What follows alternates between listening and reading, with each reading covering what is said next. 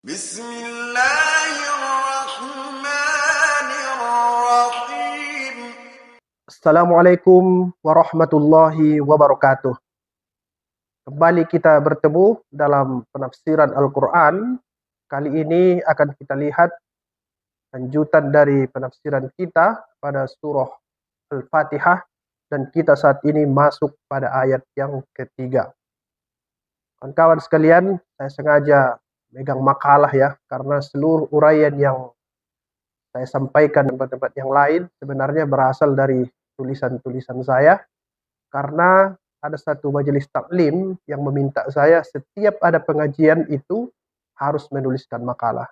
Ini saya coba baca sebagian dari intisari-intisarinya, mudah-mudahan kita mendapat hikmah dari situ. Pada ayat sebelumnya telah kita jelaskan bahwa Allah itu adalah Rabbul Alamin, Tuhan semesta alam. Apa munasabahnya dengan surah Al-Fatihah ayat yang ketiga ini? Kata pakar-pakar yang membidangi ini, munasabahnya adalah memang Tuhan itu adalah Tuhan yang Rabbul Alamin, penguasa, pendidik, penumbuh di alam raya. Tapi semua sifat yang superior itu, apalagi disebut dengan Tuhan, itu tidak dilakukannya, tidak dimanfaatkannya sifat ketuhanan itu secara otoriter. Tidak digunakannya kekuasaan itu secara sewenang-wenang. Dia adalah Tuhan yang punya kekuatan, tapi dia adalah Tuhan yang Ar-Rahman, Ar-Rahim, yang mempunyai sifat kasih dan sifat sayang. Teman-teman sekalian, sebenarnya ada hikmah di situ. Kalau kita mempunyai kekuasaan, maka contohlah sifat Tuhan. Dia bukan Tuhan yang otoriter, bukan Tuhan yang sewenang-wenang. Dia adalah Tuhan yang Ar-Rahman dan Ar-Rahim, yang Maha Pengasih dan Maha Penyayang. Apapun kebijakannya, apapun tingkah lakunya, dan apapun peraturan yang dibuatnya, seorang penguasa tidak boleh lari dari sifat Ar-Rahman, Ar-Rahim. Karena memang salah satu ciri baiknya keberagamaan seseorang, termasuk seorang pemimpin, ketika dia bisa meneladani sifat-sifat Tuhan. Yang dalam hal ini adalah Tuhan yang Ar-Rahman dan Ar-Rahim. Demikian kawan-kawan munasabah antara ayat ini dengan ayat yang sebelumnya. Karena sekali lagi saya ingatkan bahwa tidak boleh kita memahami Al-Quran tanpa melihat kaitan-kaitan antara surah-surah, antara ayat-ayat, bahkan antara kata-kata yang digunakan oleh Al-Quran. Apa makna Ar-Rahman, Ar-Rahim itu? Kalau kita buka kamus-kamus Al-Quran, menurut saya yang paling bagus namanya Al-Mufradat fi Gharibil Quran, yang ditulis Ar-Raghib Al-Asfahani. Boleh juga kita baca kamus yang ditulis oleh Ibnu Faris, itu juga bagus menurut saya. Paling tidak makna dari huruf-huruf yang terangkai dari ro, ha, dan mim yang bentuknya bisa Rahman dan Rahim, maknanya itu paling tidak, kata mereka, ada tiga. Satu, kelemah lembutan.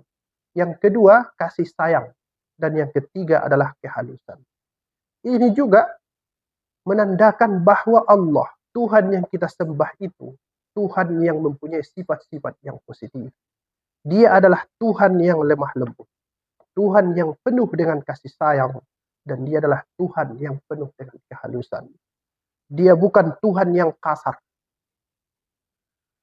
Ada dalam beberapa riset dikatakan bahwa setelah dilakukan penelitian terhadap berbagai penganut umat beragama di dunia, bagaimana sebenarnya pandangan, persepsi, sudut pandang mereka tentang Tuhan. Survei itu mengatakan bahwa umat Islam menduga Tuhan yang mereka sembah itu adalah Tuhan yang kejam. Dia adalah Tuhan yang penyiksa, yang menyiapkan siksa yang berat neraka bagi hamba-hambanya yang durhaka. Tapi tahukah kita, saudara-saudara, ternyata kitab suci kita mengatakan sebaliknya. Tuhan kita bukan Tuhan yang kejam. Dia adalah Tuhan yang Ar-Rahman dan Ar-Rahim. Bahkan menurut penelitian pakar-pakar, sifat yang dominan dari Allah itu adalah Ar-Rahman Ar-Rahim. Itu sebabnya dalam potongan ayat Al-Quran disebut, wa rahmati wasi'at kulla syai. Dan rahmatku itu menjangkau luas, bisa masuk ke dalam dimensi apapun, kulla syai, kepada hal-hal apapun. Artinya, sifat yang dominan dari Allah itu bukan sifat yang al-jabbar, bukan sifat yang al-mutakabbir, bukan maha pemaksa, bukan juga yang sombong. Memang dia punya sifat kibria, tapi itu semua bermuara ke sifat Ar-Rahman Ar-Rahim. Pakar-pakar memberikan ilustrasi seperti air. Air itu, biarpun dia sekali-sekali bisa memancar ke atas karena bantuan mesin ataupun teknologi, tapi sifat yang dominan dari air adalah mengalir ke tempat yang rendah. Begitu juga, Allah itu mempunyai sifat-sifat yang kita duga kejam, tapi semua itu bermuara kepada Ar-Rahman Ar-Rahim. Sekali lagi saudara-saudara, kawan-kawan, mari kita teladani sifat Tuhan ini. Mudah-mudahan sholat kita yang membaca ayat ini berulang-ulang berbekas dalam kehidupan kita. Terima kasih. Assalamualaikum warahmatullahi wabarakatuh.